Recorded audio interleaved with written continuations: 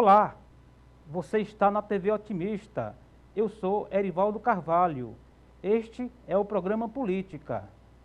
Hoje vamos bater um papo com o presidente do Tribunal de Contas do Estado do Ceará, Holden Queiroz. Como funciona a fiscalização das contas do governo do Estado e das prefeituras municipais? Qual o papel do Tribunal de Contas na prevenção de desvios administrativos? Vamos falar sobre a participação da sociedade na busca por mais transparência. Ainda, os planos da nova gestão para os próximos 2 anos. Estas e outras questões a partir de agora no programa Política.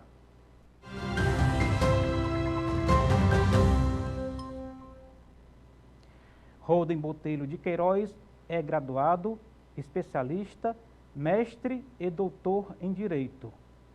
O convidado é servidor público desde a década dos anos 1990. O entrevistado já trabalhou no Tribunal de Justiça do Estado, Justiça Federal, Advocacia Geral da União e Procuradoria da Fazenda Nacional. O convidado é conselheiro do Tribunal de Contas do Estado desde 2012, ocupando a vaga destinada ao Ministério Público Especial junto ao TCE. Ele foi corregedor e vice-presidente da Corte.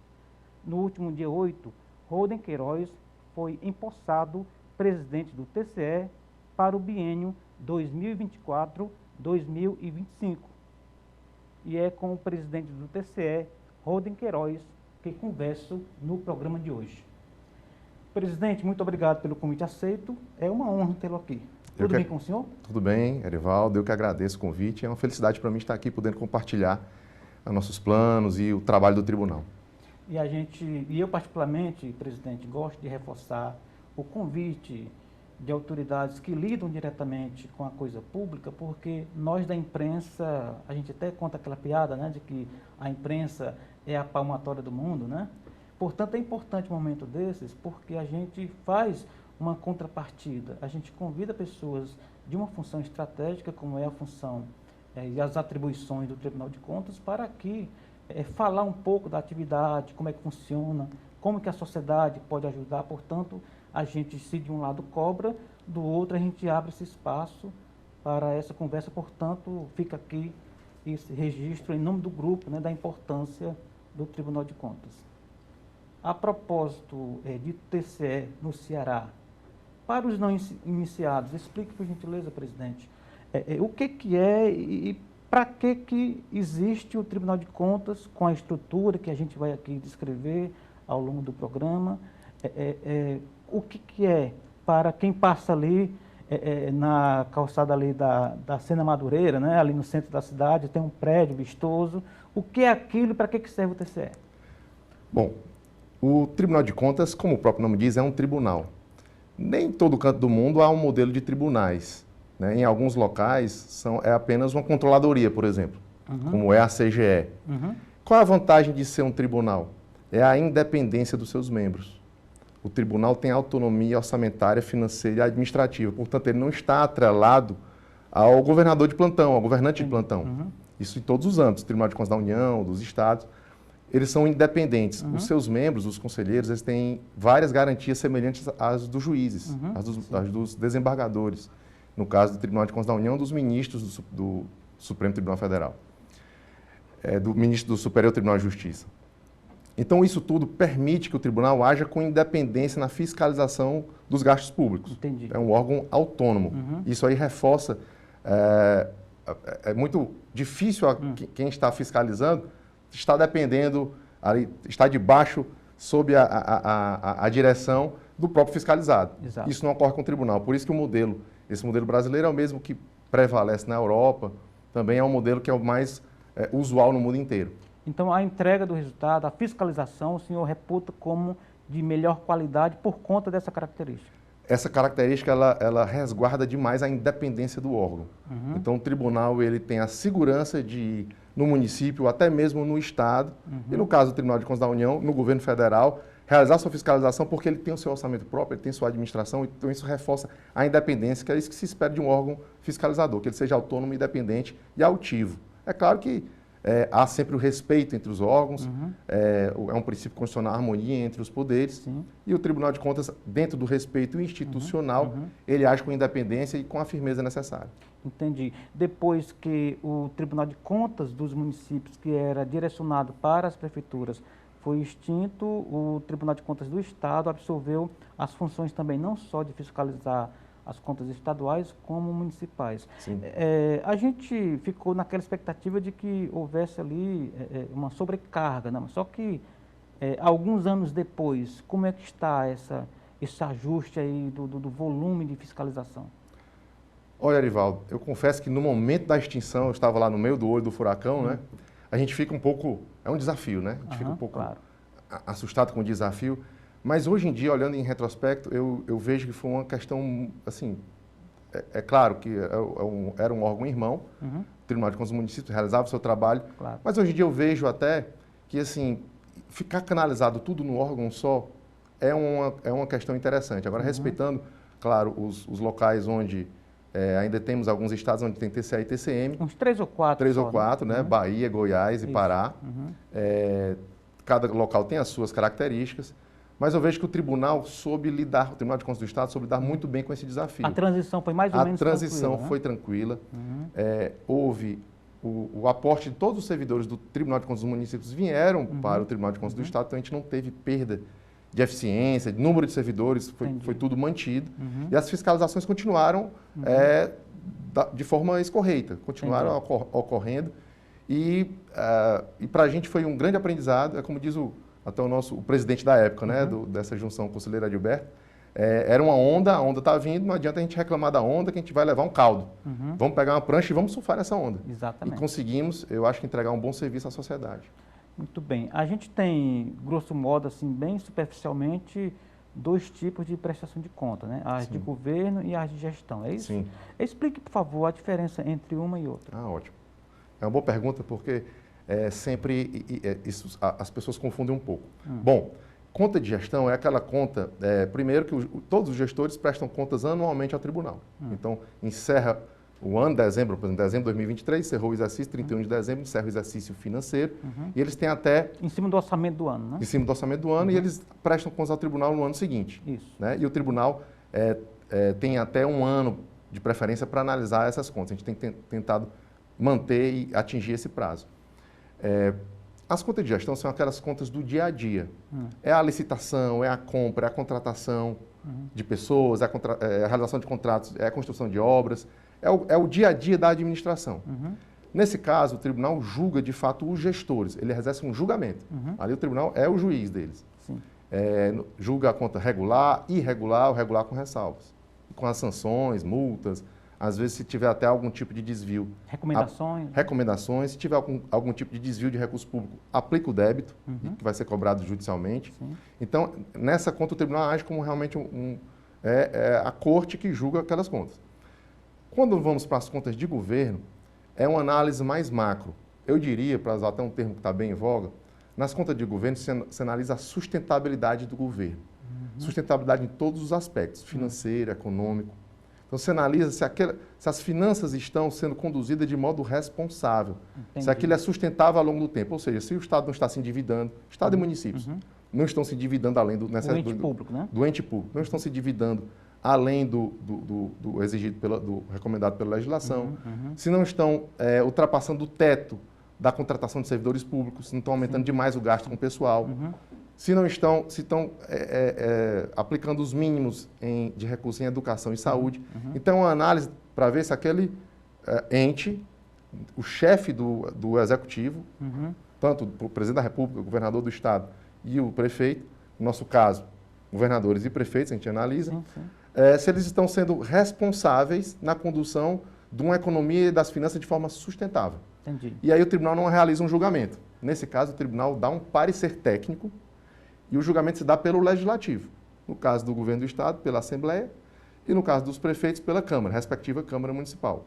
Então, o tribunal dá um parecer técnico recomendando o tipo de julgamento que deverá ser feito por essas esferas. Mas a decisão final é do plenário das respectivas casas, né? Exatamente. Pode, inclusive, reverter... Pode reverter. Aí entra um aspecto mais político. Eu não diria que a decisão da Assembleia é só política, mas prepondera o aspecto político aí. E a decisão do tribunal é uma decisão técnica. Ele dá um parecer técnico sobre aquilo e aí o legislativo vai fazer o seu juízo. Entendi. Presidente, de 2 em 2 anos nós temos eleições, né? Ora para o governo do estado, ora para prefeito, vereadores, etc.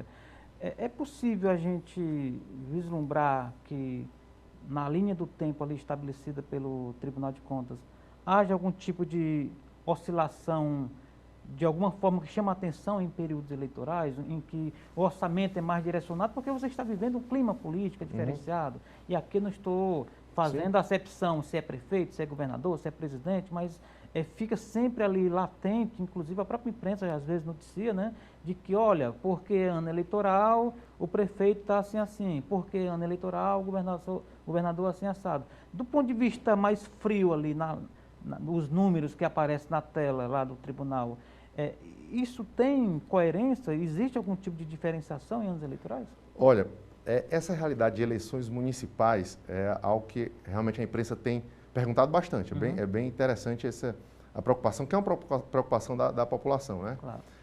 De que não haja uma quebra da isonomia do pleito eleitoral, porque o prefeito está gastando ali para poder se eleger o sucessor, se reeleger. É a primeira vez, se eu não me engano, que a gente, no Tribunal de Contas, depois que assumiu os municípios, vamos poder cair em campo numa eleição municipal. Houve, em 2020, o conselheiro Valdomiro estava à frente do tribunal, mas também foi o auge da pandemia. Então, o próprio Tribunal de Contas, as equipes não podiam sair para fazer a fiscalização. Então, essa é a primeira vez que nós vamos, de fato, exercer esse tipo de fiscalização. Qual é a preocupação? Primeiro, nós temos que reforçar no gestor, de uma forma geral, e na sociedade, que os critérios do tribunal para realizar suas fiscalizações são técnicos e objetivos. Então, nós temos matrizes de risco e materialidade tecnicamente elaboradas, com base nas quais nós vamos disparar nossas fiscalizações. Então, não deve haver pecha e é isso que o tribunal tem que garantir, não haverá pecha de vou no município A ou B para favorecer esse ou aquele, ou atrapalhar Aí como é que faz? Se é algo que chama a atenção, é sorteio, como é? Então existe elaborado, nós temos um plano de auditoria anual, que ele fecha em março agora. Então, a março tem uma janela, estamos agora na continuidade do plano do ano anterior, e nós temos até março para fazer o plano para este ano, para que vai durar até março do próximo ano.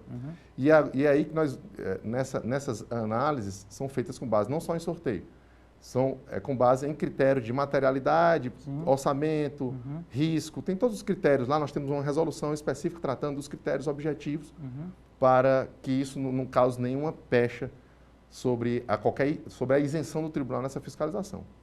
E aí, nós estamos agora com a equipe pensando em mecanismos de acompanhar melhor, justamente monitorar essa oscilação, que não é permitida pela lei. A Lei de Responsabilidade Fiscal estabelece que nos últimos 180 dias de mandato não pode haver atos de aumento de gastos visando tanto o pleito eleitoral como causar endividamento para o ano seguinte. Entendi. Então, o tribunal, estamos com a equipe reunida, e como é que a gente faz análise com ciência de dados, com tecnologia, que é um dos vetores que eu quero... Depois a gente pode ter oportunidade de falar sobre isso. A gente quer intensificar o uso da inteligência artificial, da ciência de dados, né, para fazer nossos monitoramentos. A gente tem como verificar se há uma oscilação nos gastos aí justamente nesse período. Mas também no aspecto preventivo, porque depois que o leite é derramado, é difícil, né? Sim. Esse é o grande desafio de estar... para isso que é importante usar a tecnologia a nosso favor. Entendi. A gente possa ter uma condição de monitorar os municípios de maneira que vejamos alguma oscilação indevida de gasto e agir com precisão específica naquele ponto. Entendi.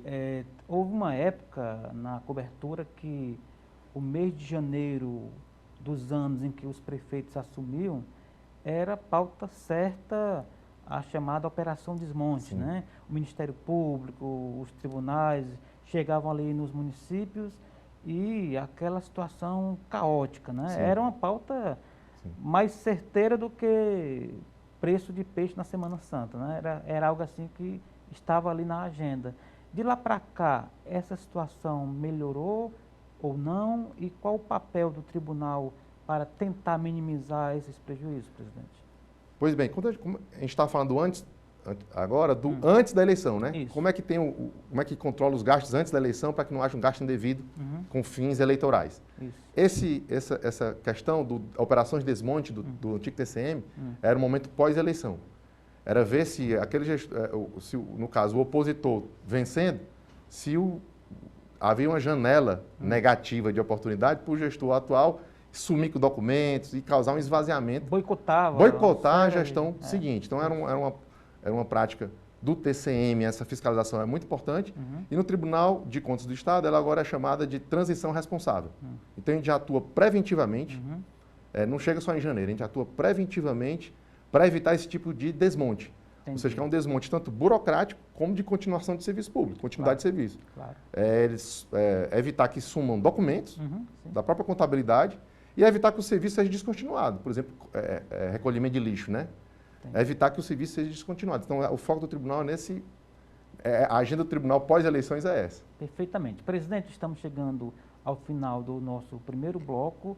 A gente daqui a pouco retoma, inclusive, sobre essa questão do uso da tecnologia, da inteligência artificial no trabalho do TCE.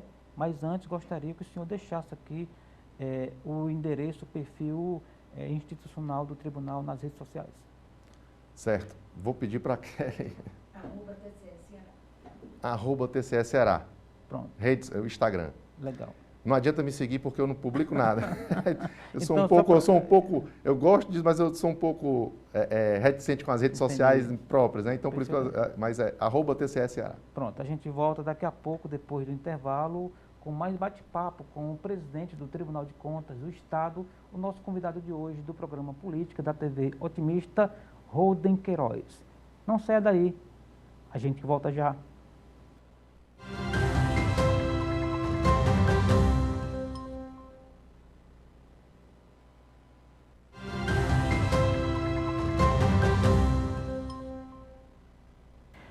Estamos de volta para o segundo bloco do programa Política de hoje. Você está na TV Otimista, eu sou Erivaldo Carvalho, aqui ao meu lado, Holden Queiroz. Ele é o novo presidente do Tribunal de Contas do Estado e que também está na internet. Como é que faz para encontrar o Tribunal de Contas nas redes sociais? @TCE Ceará, todas as redes sociais, Twitter, Instagram, Facebook. Muito bem. A propósito de rede social, presidente, a gente deixou o primeiro bloco dizendo que iremos falar justamente sobre tecnologia, né? As TIs, que hoje é IA ou AI, inteligência artificial, etc. Como que isso está sendo incorporado no acompanhamento, na prevenção de contas públicas? Bom, isso é algo que a gente tem que investir. Isso é um dos meus pilares da minha gestão, é investir fortemente em tecnologia da informação e uso de inteligência artificial em favor da fiscalização e também em favor da automatização dos nossos trabalhos, né? Então, nós temos sistemas já em colaboração com o Tribunal de Contas da União, sistema de análise de dados das licitações, é um robozinho chamado Alice, que faz esse cruzamento, você programa o robô para verificar alguns tipos de ocorrências e ele já faz um trabalho preventivo, já faz uma análise rápida e passa. E aí nós estamos montando uma equipe, justamente que eu preciso do humano, né? Para ler esses dados, fazer a crítica neles e disparar as fiscalizações ou até mesmo os comunicados para o gestor, porque às vezes é uma mudança no edital, o gestor já acolhe e já encerra por ali o problema. Entendi. Então, esse é um dos aspectos. Então, a inteligência artificial ser usada para esse cruzamento de dados, para fazer potencializar o trabalho do auditor e também para automatizar. E nós estamos investindo também com essa questão do ChatGPT, né? A gente está vendo se cria o ChatGPT do tribunal, de maneira que possa potencializar aquelas tarefas rotineiras do servidor, do analista, do auditor, do tribunal, para que ele possa ficar livre para ir a campo. Claro. Aquilo que pode ser automatizado, uma redação de algo mais simples, um relatório, que você coloca já os inputs do que foi encontrado, e o relatório já dispara um texto, o auditor analisa, aprova, e aquilo dali ganha-se tempo, e com isso ele pode destinar esse tempo ganho para a atividade que só o humano pode fazer, que é ir a campo e, e colher as evidências, né, de alguma fraude ou desvio. Entendi. Numa imagem mais simplória, se eu tiver aqui, eu sou prefeito e alguém chega para fornecer algum material, um equipamento, né?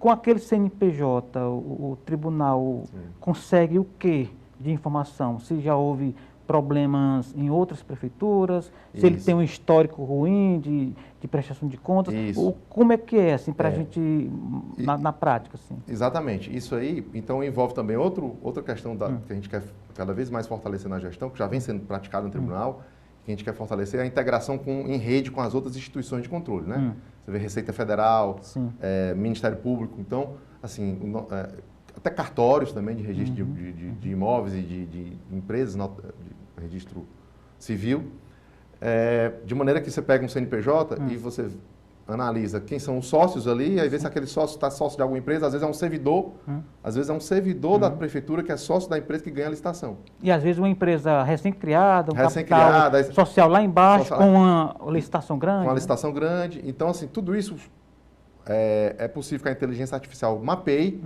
e nossos técnicos chamem a atenção do técnico para ele fazer a análise. Às vezes, e aí é necessário, às vezes, o técnico ir lá e quando ele chega vai ver que a empresa não tem sede. Entendi. A sede é inexistente, ou não tem ninguém trabalhando, ou é dentro do próprio órgão público. Entendi. Isso acontece. Então, assim, é uma combinação dos trabalhos da coleta de dados, do tratamento desses dados pela inteligência artificial, combinado com o trabalho humano de fazer uma análise crítica disso, porque tem muito falso positivo também, né? Isso. E mapear com questão de risco para ver onde o fiscal vai e já chega com um míssil teleguiado, né? Ele já vai no ponto certo, já analisa e já vê, olha, a empresa não existe, é uma empresa fantasma, criada só para dar um exemplo, criada só para fraudar a licitação. Entendi. A propósito de fraude, o que está ali no topo da lista dos principais crimes?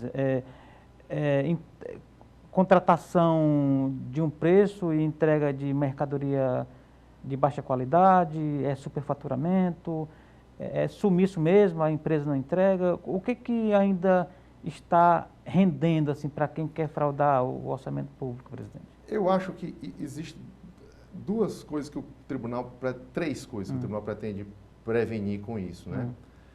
Primeiro evitar o superfaturamento, que se gaste mais, que é clássico, que é o clássico, né? Um preço que é o clássico, ainda está no topo, vamos dizer assim, né? É o preço X, você cobra 10% a mais, 20% a mais do preço que seria o preço de mercado. O senhor está sendo modesto, viu? Então, esse é o problema. O outro problema também, por mais que não tenha um preço acima, fere a competitividade. Você privilegiar a pessoa que é do seu convívio, quer beneficiar alguém. Uma licitação mergulhada. Você beneficiar alguém com um contrato público, indevidamente, que todos devem ter uns objetivos da lei, garantir a ampla concorrência para que todos possam ter acesso a fornecer para o Estado, para os municípios, fornecer para o ente público. Então, garantir a isonomia do processo licitatório. Também acontece muito. O tribunal é muito demandado pelos próprios licitantes, porque muitas vezes não está sendo garantida a isonomia da participação no certame público. Não necessariamente o preço fica mais alto, mas não foi garantida a isonomia e é um bem jurídico que o tribunal tem que preservar. E o outro é a qualidade do serviço. Você comprar o serviço, que não deixa de ser um superfaturamento também, né? Isso. Você comprar um produto X, né? E você vende, na hora da entrega, é um produto com qualidade inferior, ou um serviço mal feito. Isso aí que a gente também tem que... O tribunal, também, acho que mais tarde a gente fala sobre isso, sobre os planos de gestão, a gente tem que atuar também, não só nessa esfera de fraudes e contabilidade, mas também na esfera da garantia da qualidade do serviço. Exatamente. Do serviço que chega ao cidadão, bem feito e bem realizado e que impacte positivamente na vida do cidadão. Você vai na planilha de um município, está lá uma frota de carro belíssima, com motoristas treinados, ambulâncias bonitas e cheirosas, e quando na prática é uma loucura, assim, colocando a vida do cidadão em risco também, né? O serviço mal realizado e às vezes por coisas simples, questões simples mesmo, tem um exemplo até, seria engraçado se não fosse trágico, né?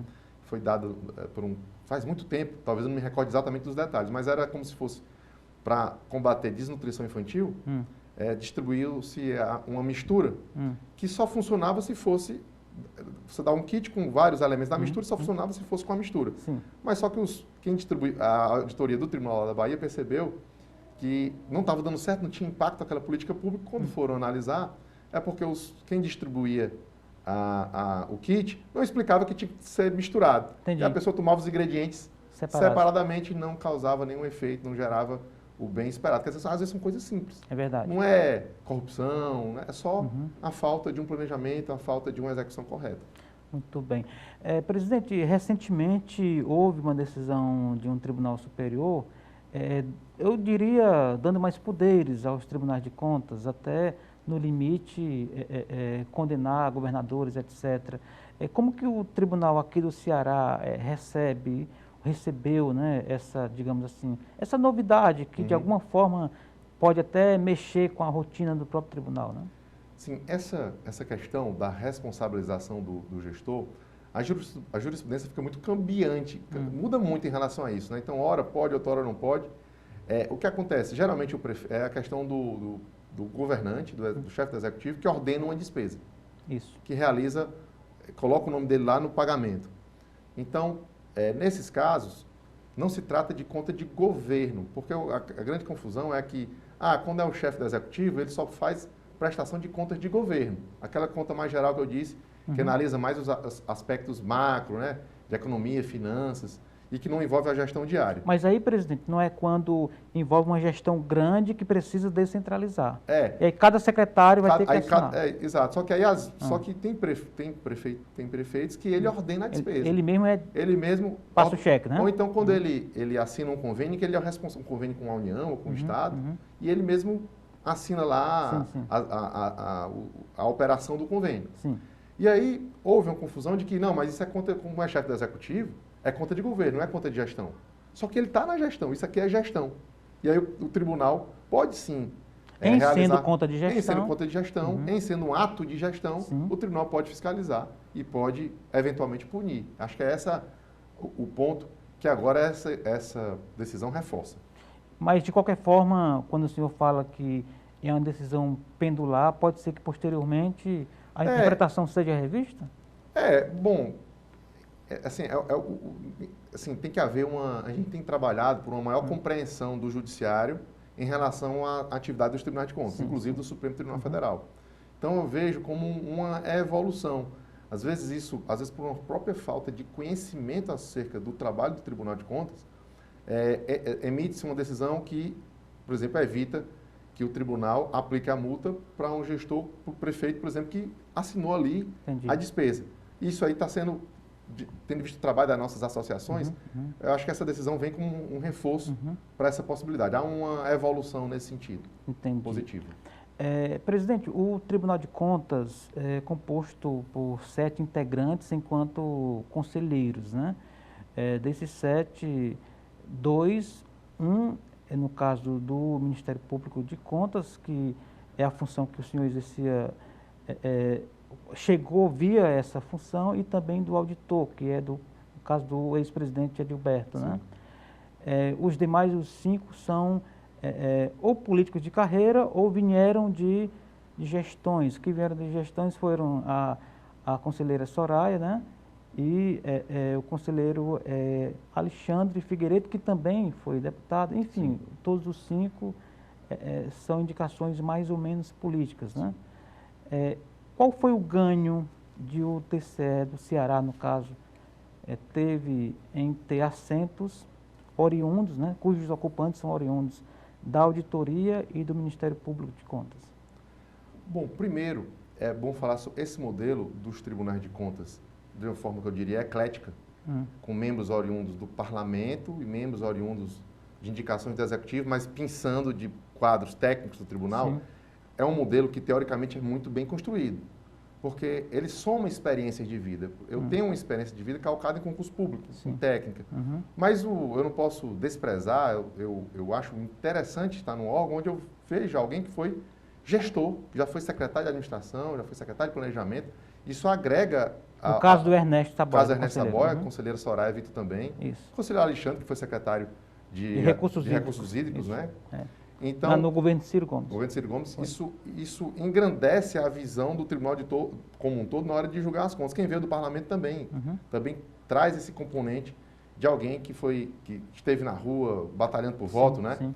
E tratou dessas questões. Então, eu acho esse modelo sendo bem trabalhado, mais eclético, né? Mais eclético, porque eu não posso achar que só o técnico é que vai resolver os problemas do mundo, né? Então, mas por outro lado é importante ter o técnico lá também. É importante ter alguém que tem origem técnica que faz esse balizamento, né? Então, a gente tem meio que esse papel de contribuir para que as decisões do tribunal sejam de forma... A discussão lá é muito rica e a gente tenta conduzir para um aspecto mais técnico, levando em conta, assim, com grande satisfação e aprendizado a experiência dos demais, que é muito rica também. Entendi. Em relação às prefeituras, a gente está no ano eleitoral. Como que a sociedade pode acompanhar e como o tribunal está disponibilizando janelas de participação da sociedade para... A gente sabe que tem muita denúncia, talvez até desinformação nesse processo, né? Mas como que o tribunal consegue se posicionar diante, às vezes até de pressões, de denúncias que podem chegar no dia a dia?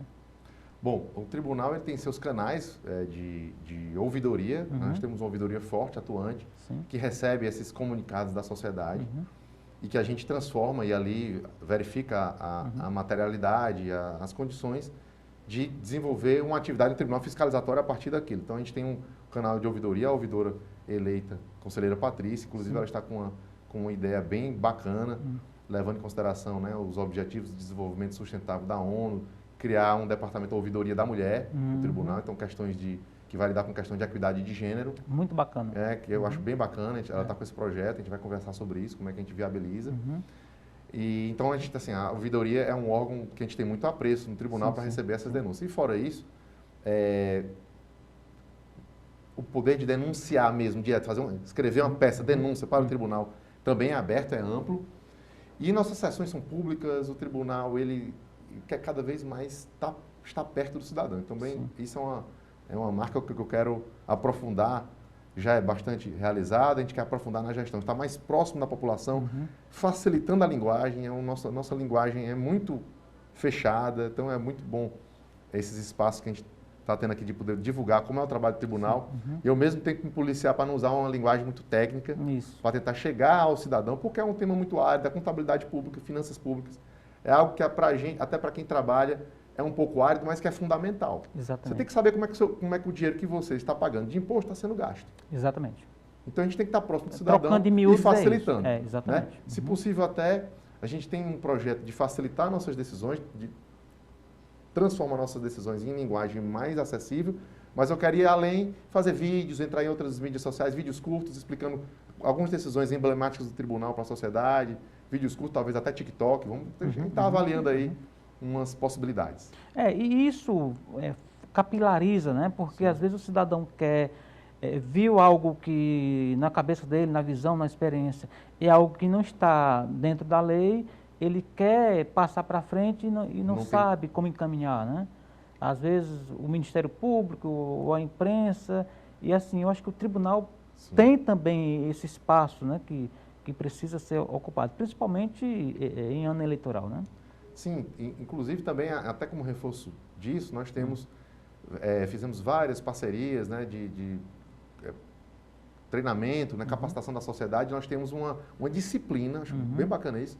Eu até tive a honra de participar do livro, fiz um capítulozinho no livro, da disciplina do ensino médio sobre controle cidadão. Então, assim, tem uma disciplina optativa no ensino médio, onde os jovens podem ter contato com o que é o tribunal, quais são os direitos dele, como é que ele deve agir como cidadão. E no final a gente está bolando aí uma gincana televisiva para mobilizar a juventude aí, para nos ajudar no controle. Muito bom. Inclusive porque, para além do exercício cidadão, isso pode ser um exercício de despertar interesse. Um jovem pode querer seguir carreira, ele tem aquela experiência rápida ali e descobre que a vocação profissional dele é aquela, né? Sim, com certeza. É isso aí, presidente. Vamos fazer mais um rapidíssimo intervalo. Daqui a pouco a gente volta com o terceiro e último bloco do programa Política de hoje. Não saia daí.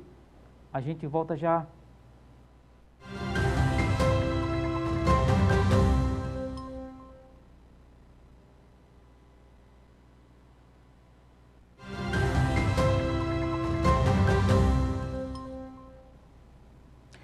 Estamos de volta para o terceiro e último bloco do programa Política de hoje.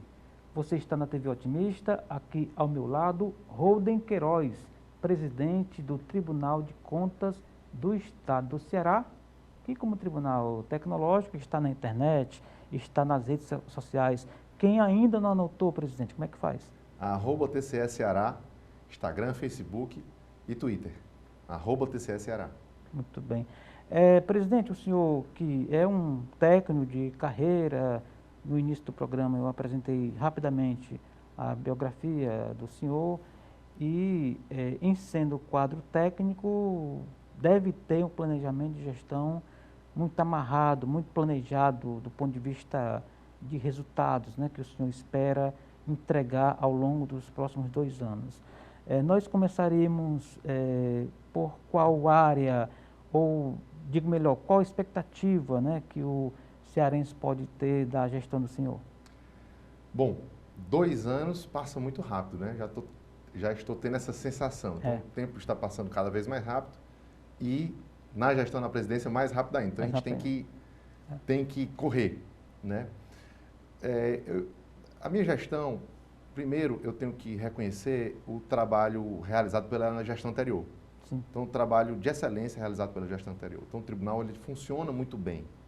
O presidente Valdomiro deixou o tribunal funcionando muito bem, tudo com vários manuais, tudo rodando direitinho. Rodando muito bem, com todos os setores, com manuais de processos, bem institucionalizados. De maneira que o que importa é a força da instituição. Independente da pessoa que ocupe, é claro que quem ocupa vai colocar a sua visão, vai dar o seu, vamos dizer, uma linguagem, mas como vai dar o seu tempero ali. Mas o que importa é que a instituição é forte, ela funciona independente de quem chega. Então ela já tem os seus técnicos, já sabem o que fazer, vamos dizer, nós temos um corpo técnico. Isso é muito bom, viu, presidente? Exatamente. Nós temos um corpo técnico muito preparado, né, muito capacitado, e eles já têm a sua missão bem delineada para fazer as suas fiscalizações, independente de quem chega. Agora, é claro que eu tenho a minha visão que eu quero implementar. Então, eu diria que a minha gestão, eu teria 5 pilares, assim, dimensões que eu quero fortalecer. O primeiro é a sustentabilidade. Sustentabilidade em todos os sentidos. Não só sustentabilidade ambiental, mas ambiental também, né? Então, a sustentabilidade tem um aspecto econômico, financeiro, sustentabilidade de condições sociais. Então, o tribunal é um órgão que ele pode entrar em cada uma dessas políticas públicas, né? Então, é algo que eu quero aprofundar, e a gente meio que pincelou isso no bloco anterior, é que para além das fiscalizações clássicas do tribunal, que é chegar a fraude em licitação, fraude no contrato, desvio, superfaturamento, análise das contas, é a análise da eficiência e da efetividade do serviço prestado. Então, a gente deseja, o meu sonho, assim, é que o tribunal consiga realizar algumas fiscalizações de impacto na sociedade, que a sociedade perceba que o tribunal veio aqui, a partir da vinda do tribunal, a nossa vida melhorou nesse aspecto. É claro que a gente não tem como abraçar o mundo com as pernas, mas a gente vai escolher alguns temas ligados à primeira infância, combate à pobreza, situação de rua. Então, a gente vai... Um olhar mais detido. Um olhar mais detido sobre esses temas e que, com a esperança de que a fiscalização do tribunal, a partir da ida do tribunal, daqui a 2 anos a gente verifica se houve uma mudança. Entendi. Esse é um dos pilares. E até como sustentabilidade, já que o senhor citou, para meio que dar o exemplo de caso, porque em algum momento da fiscalização, das recomendações, um Tribunal de Contas ele pode indicar como aquilo poderia ser feito melhor. Então, quando o tribunal faz isso, na sua própria gestão, de alguma forma está mostrando como se faz, né? Exato. E aí a gente entra na questão da sustentabilidade, que é ambiental também. Que é então, ambiental, assim, justamente. É um dever de todos cuidar do planeta, que é nosso, é a nossa casa comum. Sim. E que está, assim, o aquecimento global está, a gente está sentindo na pele literalmente, né? Exatamente. Então, assim, ondas de calor, recorde no mundo todo, alguns locais com enchentes devastadoras, e isso é fruto das mudanças climáticas, da ação do homem, né? Já há um consenso sobre isso. Então, o que é que o tribunal pode fazer? Primeiro, fazer o dever de casa dele. Sim. Então, nós temos um comitê de sustentabilidade bastante atuante lá no tribunal, que tem conseguido até um reconhecimento nacional, e a gente quer fortalecê-lo para que a gente possa também entrar em algumas cobranças de políticas públicas Sim. ligadas ao meio ambiente também. Se os municípios e o Estado estão cuidando como deveriam dessa temática. Também é outro tema. A propósito de dever de casa, ainda seguindo essa toada, como está a transparência do TCE, já que transparência é uma das atribuições, uma das missões, né, do tribunal junto às gestões estadual e municipais? Nós conseguimos prêmio nacional de transparência, selo diamante, né? A gente assim, a transparência do tribunal é considerada excelente. Então, todos os nossos dados estão lá, acessíveis, salvo processos sigilosos, claro, né, por lei. Mas os processos são abertos, nossas sessões são abertas ao público, o tribunal, quem chega lá no tribunal, basta se identificar e consegue ter acesso, entrar, você pode ver virtualmente ou lá. Então, divulgamos nossas decisões, e existe um amplo acesso aos dados do tribunal. Agora, o tribunal também, periodicamente, faz cobranças aos órgãos para que eles também tenham a sua transparência resguardada e assegurada ao cidadão, porque é um pilar da democracia a transparência. O cidadão tem acesso aos gastos e aos dados da gestão, ele pode provocar os órgãos de controle se algo estiver mal feito. Então, exatamente, é algo que é muito caro ao tribunal e sempre a gente está monitorando isso nos outros órgãos também. Certamente, informação de qualidade é o primeiro passo, né? Que outras áreas ou pilares que o senhor citou, Sim, dentro do seu plano de gestão, presidente? Tá, então primeiro falei da sustentabilidade, que Sim, envolve ambiental também, envolve todas essas questões sociais, econômicas, financeiras. O que a gente também já falou, intensificar o uso da tecnologia da TI, né, da informática, da TI, em favor do humano e das fiscalizações, e também não só das fiscalizações, como também da automação do trabalho do servidor, de modo que ele fique mais livre, com tempo mais livre para fazer uma fiscalização mais profunda e a campo, certo? Nós temos também uma área que a gente quer ingressar uma novidade nos tribunais, mas já está sendo praticado por alguns, inclusive o Tribunal de Contas da União, que é o consensualismo. A gente quer entrar nessa vereda de que o tribunal possa ser um ator importante para destravar políticas públicas. Nós temos algumas políticas, nós temos o dever de avaliar as políticas públicas, mas nós podemos também ajudar a destravar. Então, tem algo que está travado, obra parada, por exemplo, chama o gestor, o que está acontecendo? Né? Tentar mediar, e né? tentar mediar alguma situação. Entendi. Então, a gente quer ingressar, o TCU já começou a fazer isso. Que o pior cenário é a obra parada, né? O pior cenário é o serviço, é a obra não ser entregue ao cidadão. Exatamente, é verdade. Do ponto de vista da força humana, dos talentos que o Tribunal de Contas tem, é uma instituição bem servida do ponto de vista de uma demanda de concursos, se bem que há pouco tempo, há poucos anos, veio, né, o reforço do TCM, mas no momento, como é que está o recurso humano do Tribunal, presidente? Nós temos um corpo de funcionários de excelência, servidores de excelência, concurso público muito disputado, os que houveram, os concursos que aconteceram, foram muito disputados, concursos bem realizados, e nós temos um corpo técnico que está sempre se capacitando, nós temos uma escola de contas bem atuante, dirigida pelo conselheiro Ernesto Saboia, atualmente, e de modo que, em termos de eficiência, de conhecimento, é claro que a gente está sempre se aprimorando, né? Mas nós temos um corpo técnico de excelência. Sempre é possível fazer mais, né? É sempre um desafio. Então, a primeira coisa que se vê à mente é, podemos fazer concurso, mas a gente tem que analisar, como eu disse, a sustentabilidade disso, financeira, né? Claro. Então, a gente coloca mais gente, essas pessoas vai consumir recursos, aumenta o custeio, né? Então, o que eu estou tentando trabalhar é que, com um corpo qualificado que nós temos, inclusive com o reforço do TCM, grandes técnicos, grandes auditores, que foram oriundos do Tribunal de Contas dos municípios, também concursados, também muito bem treinados. Né? Então, hoje em dia, eu não gosto nem de falar do TCM, TCE, é todo mundo TCE, todo mundo é um corpo só, todos muito capacitados. Com esse pessoal que nós temos e com o uso intensivo da tecnologia, a gente consegue fazer mais. Entendi. A gente consegue fazer mais e ir mais longe, né, do que antes de pensar em realizar um concurso público. Eu penso em dinamizar, otimizar o que nós temos com as ferramentas de produtividade existentes no mercado. E até mesmo para valorizar o corpo, né? Sim. Colocar ali um plano de carreiras dentro do tribunal, oferecer cursos, reciclagens. Isso, além de melhorar a autoestima, é mais um item de valorização e naquela linha do dever de casa, né? Eu tenho a sensação de que o tribunal, que exige uma série de questões do poder público, tem que também dar o seu exemplo. Por exemplo, quando a gente critica o governo que contrata muito terceirizados, né? Então a gente tem que olhar, olha, como é que nós estamos nessa crítica que estamos fazendo, quer dizer, que é meio por aí também, né? Sim, sim. Aquela história, se você quer cobrar, você tem que ser exemplo, né? Tem até uma história que eu não sei se é verdade, mas a história é boa. Diz que Gandhi foi procurado por uma senhora com seu filho para... e o filho estava comendo muito doce, estava com um problema já de glicose alta, e ela chegou para o Gandhi e pediu uma orientação. Ele disse, volte daqui uma semana.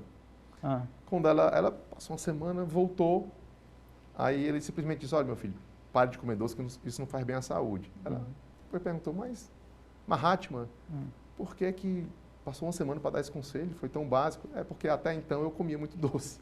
Eu tive que parar de comer doce para poder dar o conselho. Exatamente. E aquela clássica também, já que a gente está falando de causas, né? É a história de César, né? A mulher de César não pode só ser séria, ela tem que parecer séria, né? Exatamente. Muito bem. A integração do TCE com outros tribunais de contas do Estado e também de municípios em alguns estados, isso acontece? Tem uma previsão? Qual é a experiência nacional dos tribunais, presidente? Que o Ceará pode, por exemplo, ou aproveitar ou oferecer?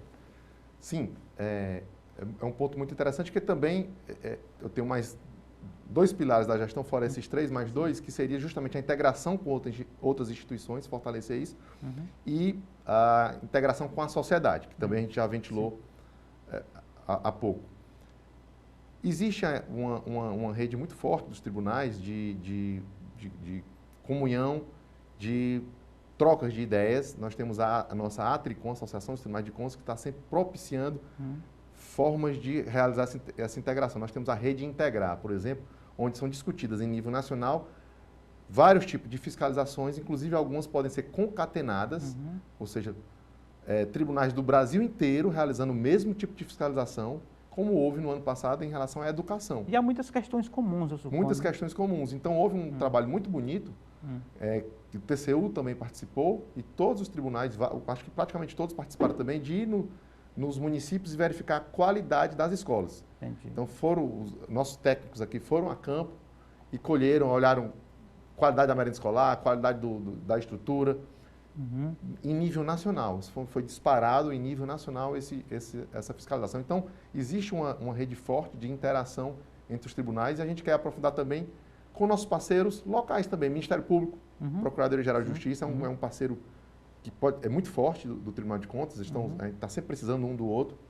Então, é algo que eu quero, é um pilar da minha gestão, aprofundar, porque assim, sozinho, também para falar em causa, em ditado, tem um ditado africano que diz que sozinho você caminha até mais rápido, mas em conjunto você vai mais longe. Exatamente. Então é isso que a gente quer. A gente quer caminhar rápido e longe. É verdade, é verdade. E isso é uma verdade total.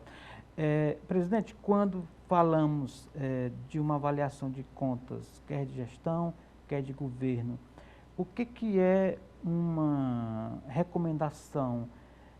É uma não aprovação acanhada, digamos assim? Bom, recomendação é algo que não está... Quando você olha numa conta de gestão, vamos pegar uma conta de gestão. Uma recomendação é algo que não feriu a lei. Isso quando é aquela conta do dia a dia, né? Conta de gestão é aquela, relembrando aqui a quem está nos assistindo, que é aquela conta que analisa ali o gasto do dia a dia, com a contratação, a licitação, a compra. Então, assim, quando se fere a lei mesmo ali, foi ilegal aquele ato, não só o tribunal pune, como ele pode expedir uma determinação, ó, não faça de novo. Isso aqui não pode se repetir. Uma recomendação é assim, algo que não feriu a lei, mas não é uma boa prática. Era melhor que fosse de outra maneira. O senhor tem aí um exemplo para a gente ilustrar? Por exemplo, é a compra de um material num volume muito alto do que seria o razoável para o consumo de um ano, por exemplo, de mesas? Por exemplo, recomenda que você planeje melhor a sua compra, porque para que não fique utilizando o item que depois fica obsoleto. Recomenda-se que haja um planejamento, recomenda-se que o setor X tenha uma pessoa específica para realizar esse planejamento, separada da função da execução. São recomendações. Na minha época de repórter, eu lembro de município no interior que o prefeito licitava o posto de gasolina 3 municípios para frente, ou seja, aquela frota vai e volta para abastecer, é uma loucura, né? Então, assim, tem algo de muito estranho numa licitação dessa. Então, aí ninguém nem sabe dizer se é recomendação, se é algo para além disso, né? Aí o caso concreto vai dizer, se for algo que não esteja dirigido, né? Ferindo a lei muito expressamente, mas que acaba sendo uma prática indevida, aí é uma recomendação, olha, contrate num posto mais perto, que é melhor. Muito bem. Presidente, estamos finalizando o programa, gostei demais, agradeço mais uma vez a presença do senhor. O senhor tem aí 1 minuto, talvez um pouco mais, para destacar, citar algo que a gente não abordou aqui no nosso encontro. Olha, Erivaldo, eu que agradeço a possibilidade, a participação, achei muito bom estar aqui, é sempre bom falar sobre o Tribunal de Contas. A gente quer que a sociedade esteja perto do Tribunal de Contas, então a gente se dispõe a estar ocupando esses espaços onde podemos divulgar e explicar como é o funcionamento, porque o que nós queremos é a sociedade perto do tribunal. O tribunal não consegue estar em todos os locais, mas o cidadão consegue. Entendi. Então o cidadão pode ser os olhos do tribunal onde o tribunal não chega, né? E nós somos aqui, a nossa missão é agir naquilo que para o cidadão é difícil. Para o cidadão é complicado estar acompanhando a contabilidade do dia a dia. Então a gente faz isso pelo cidadão. A gente faz isso, é nosso trabalho. E a gente quer fazer isso com excelência. E a gente quer que isso dê certo. E a gente quer que o serviço seja bem prestado. Então, o recado que eu queria deixar, principalmente, é essa necessidade de aproximação do tribunal com o cidadão e que é uma casa aberta, é uma casa onde o exercício da cidadania pode ser elevado às últimas consequências. Então, como é que a democracia não se esgota no momento da eleição. Ela é a democracia continuada. Então, ela continua com a cobrança do cidadão sobre os seus governantes. E o Tribunal de Contas é um órgão que pode colaborar demais com o cidadão para que ele faça essa análise e essa cobrança. Então, é esse o recado que eu queria deixar para todos, para quem nos assiste. Muito bem, muito obrigado mais uma vez. Parabéns pelo trabalho, boa sorte na caminhada e apareça outras vezes. A gente está aqui à disposição, tá bom? Muito obrigado. E assim chegamos ao final da edição de hoje do programa Política. A todos o nosso muito obrigado pela companhia. Até o nosso próximo encontro. Forte abraço.